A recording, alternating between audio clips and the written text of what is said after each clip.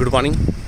आज मैं आपको अपना कॉलेज टाइम का एक किस्सा सुनाता हूँ कि ये बात है 97 की, जब हम फर्स्ट ईयर MBBS में थे। मतलब मेरा 96 बैच था, तो हमारा उस समय हम लोग फर्स्ट ईयर के एग्ज़ाम की तैयारी कर रहे थे। पहले का था MBBS का एग्ज़ाम 1.5 साल में एक बार होता था कि फर्स्ट प्रॉप का एग्ज़ाम जो है वो 1.5 साल में हुआ करता था। आजकल क्या है, 1 साल में होने लगा एग्ज़ाम। तो हम लोग 97 में की बात है, ये बात है तकरीबन मार्च के आसपास की बात है। एग्ज़ाम के लिए वो जो आपके सेशनल एग्ज़ाम होते हैं उसकी तैयारी कर रहे होते हैं, जो इंटरनल एग्ज़ाम होते हैं उसकी तैयारी कर रहे थे हम लोग। और भोपाल में रहा करते थे। भोपाल में जो हमारा मेडिकल कॉलेज था उसके पास में ही एक एरिया था, लखेरापुरा, पीरगेट वाला एरिया बोलते हैं। जो भोपाल के लोग हैं वो जानते होंगे, लखेरापुरा पीरगेट जो है वो एक बड़ा अच्छा सा वहाँ का मार्केट वगैरह भी यहाँ पर है।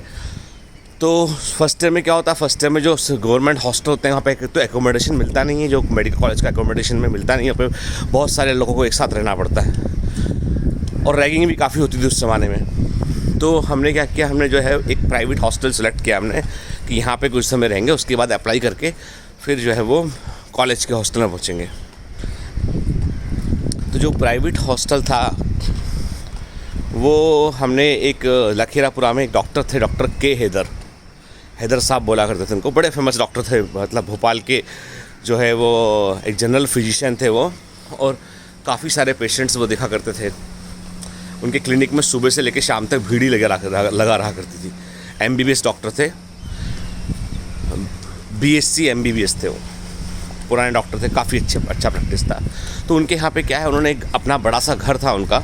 तो मतलब वो किसी ज़माने में जो है वो उनके पिताजी काफ़ी नवाब के करीब रहे होंगे, तो काफ़ी बड़ा सा घर था उनके पास में। और उसमें उन्होंने जो है वो एक प्राइवेट हॉस्टल 17-18 कमरे बना रखे थे उन्होंने। तो जो उन्होंने एक उसी कैंपस में एक बिल्डिंग थी, तो उसमें एक कमरा मेरे को मिल गया। तो उसमें अधिकांश स्टूडेंट वो रखते थे जिनको वो प्रेफर करते थे, वो MBBS करने वाले बच्चे जो MBBS कर रहे हैं, मेडिकल से जुड़े हुए हैं। मान लो कोई BHMS भी कर रहा है तो वो भी वहाँ पे आके रह सकता था। तो वैसा जो है वो हॉस्टल था। भोपाल एक बड़ी सेंसिटिव जगह थी उस ज़माने में। आज का मुझे पता नहीं कि एग्जैक्टली क्या सिचुएशन है, लेकिन एक ज़माने में सांप्रदायिक तनाव, कम्युनल टेंशन भोपाल में जो है बहुत अधिक रहा करता था। क्योंकि भोपाल में क्या है, भोपाल में जो है हिंदू मुस्लिम दोनों आबादी जो है सफिशेंट संख्या में वहाँ पर है। और आपको तो पता है ही कि लोग तो क्या है, लोग तो बारूद के ढेर के ऐसे हैं, लोगों को सुलगाने की देर है तो लोग सड़क पे आते हैं, ठीक है, अपना विवेक लगाए बगैर 4-6 चंद नेताओं के कहने पे। तो भोपाल का भी वही सिचुएशन था कि जब भी कभी कोई त्यौहार हो, कोई हिंदू फेस्टिवल हो या मुस्लिम फेस्टिवल हो, तो हमेशा रैपिड एक्शन फोर्स को जो है वो पीरगेट के आसपास के एरिया में आज भी मुझे लगता है आज भी शायद टेंशन मैनेज करने के लिए लगा रहता होगा, कोई अनहोनी घटना ना हो जाए उसके लिए। तो ज़माने में पता नहीं क्या कोई एक मूवमेंट था, कोई एक आंदोलन कहीं चल रहा था, जिसके चलते मुझे एग्जैक्टली ध्यान नहीं उसके डिटेल्स, लेकिन हुआ ये कि जो है शहर का कम्युनल हार्मोनी बिगड़ा और हिंदू मुस्लिम रॉयट्स जो हैं वैसी कंडीशन जो है बन गई कि भाई भोपाल जो है वो एक ऐसा, भोपाल एक जो है प्रकार से कहें हम, एक प्रकार से एक ऐसा जो है वो शहर रहा है जहाँ पर कि जो है वो कई बार, मतलब यदि कंट्रोल शुरू में ना किया जाए तो कई बार क्या होता था कि वो चीज़ें बिगड़ जाया करती थी। तो उस समय भी क्या हुआ कि सडनली कुछ लीडर्स थे जो एस्पायरिंग लीडर्स थे अलग अलग पॉलिटिकल पार्टी के, उन्होंने झगड़ा किया, फिर जो है वो भीड़ सड़कों पे आ गई और ऐसी कंडीशन बन गई कि भाई कर्फ्यू लगाना पड़ा।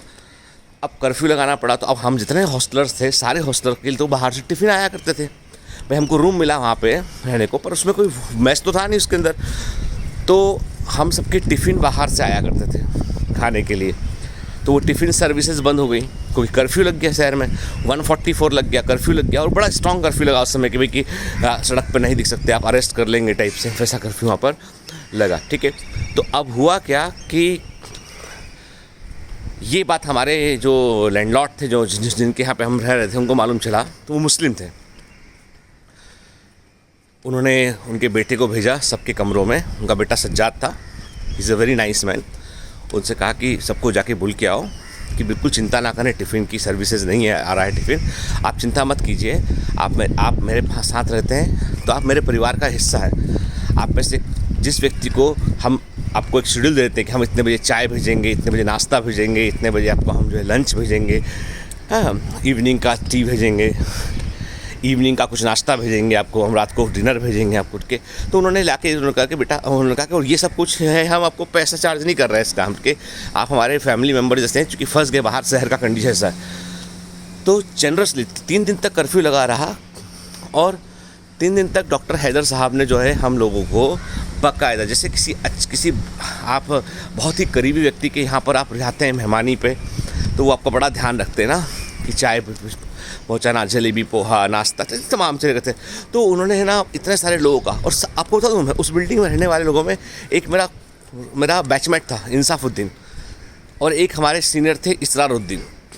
2 लोग केवल ऐसे थे जो मुस्लिम थे, बाकी सारे लोग जो है वो हिंदू थे उसके अंदर। He never realise this thing.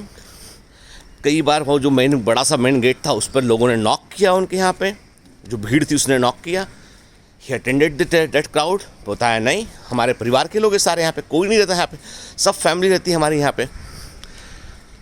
तब मैं देखा कि दरअसल आदमी की शिक्षा जो है और आदमी का जो इनर जिसको बोलते हैं ना कि आपका अंदर अपनी खुद की नैतिकता, वो सबसे इम्पॉर्टेंट चीज़ होती है।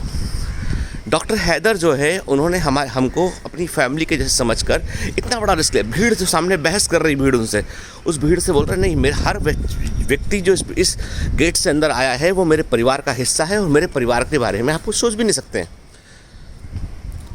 आज तक उस अनुभव को मैं भूला नहीं हूँ आज तक। मुझे लगता है कि जो कम्युनल हार्मनी है ना, वही हमारे देश की सबसे बड़ी ताकत है।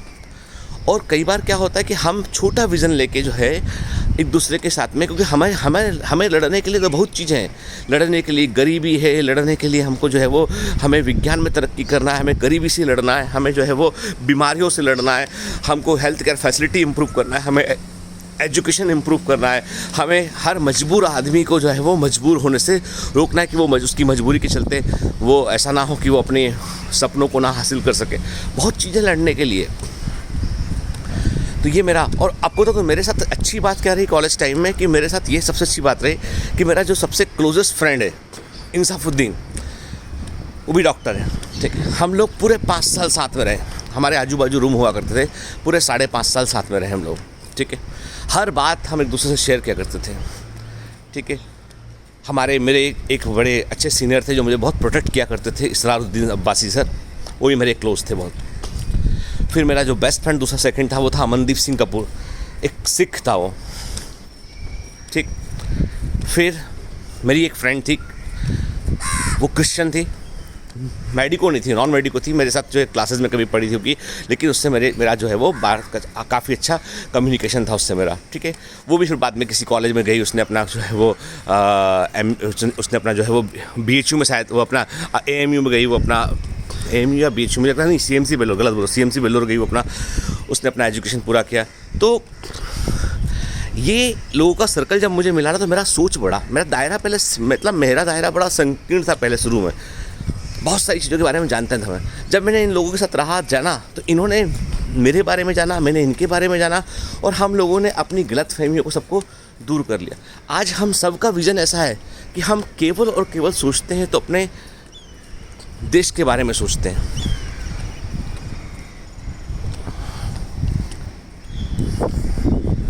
तो जाहिर सी बात यह है कि सारा खेल इस बात का है कि हमारा आसपास का माहौल कैसा है। यदि आपके आसपास का माहौल जो है वो सहयोग करने वाला रहेगा, अच्छा माहौल रहेगा, और आप उसे प्रमोट करेंगे, उसी माहौल में आप रहना पसंद करेंगे, जाहिर सी बात है कि पूरा देश तरक्की करेगा। तो आज का मेरा मैसेज सिर्फ इतना था कि मैं अपनी ज़िंदगी का अनुभव बता था कि कई बार लोगों को लगता है कि सर इतने लिबरल क्यों हैं। एक्चुअली मेरा जिन लोगों से ज़िंदगी में मेरा सामना हुआ ना, वो सारे लोग बहुत अच्छे थे, ठीक है। और उन अच्छे लोगों का प्रभाव कहीं ना कहीं आपके अंतर मन पर पड़ता है और वो ज़िंदगी भर रहता है, क्योंकि ज़िंदगी जो है, हम जो भी सीखते हैं ना, वो दूसरों को देखकर, दूसरों के से कुछ उनके एक्ट देख कर सीखते हैं। हम सबकॉन्शियस में बहुत कुछ सीख रहे होते हैं। चलिए, आज का मेरा मैसेज इतना ही भर है कि जो है हमें मिलकर रहना है, प्यार से रहना है और पूरे देश को तरक्की करना है। All the best.